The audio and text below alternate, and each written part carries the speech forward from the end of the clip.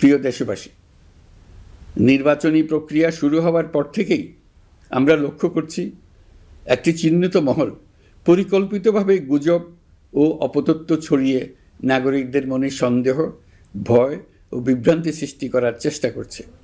তাদের উদ্দেশ্য একটাই, নির্বাচনের শান্তিপূর্ণ পরিবেশ নষ্ট করা, জনগণের আস্থাকে দুর্বল করা।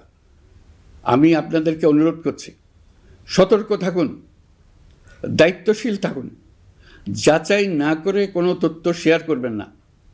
গুজবের বিরুদ্ধে সবচেয়ে বড় অস্ত্র হলো সচেতনতা ও সত্য।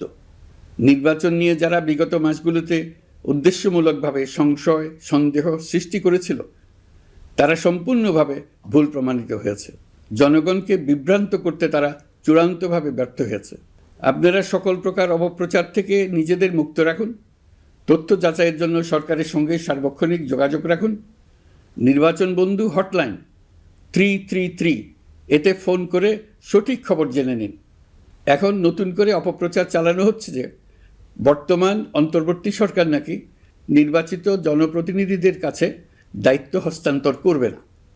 এটা সম্পূর্ণ ভিত্তিহীন ও পরিকল্পিত অপপ্রচার, যার একমাত্র উদ্দেশ্য হলো আমাদের গণতান্ত্রিক উত্তরণে বিঘ্ন সৃষ্টি করা। আপনারা নিশ্চিত থাকুন, নির্বাচনে বিজয়ী জনপ্রতিনিধিদের কাছে দ্রুততম সময়ে ক্ষমতা হস্তান্তর করে অন্তর্বর্তীকালীন সরকার তার দায়িত্ব সমাপ্ত করবে।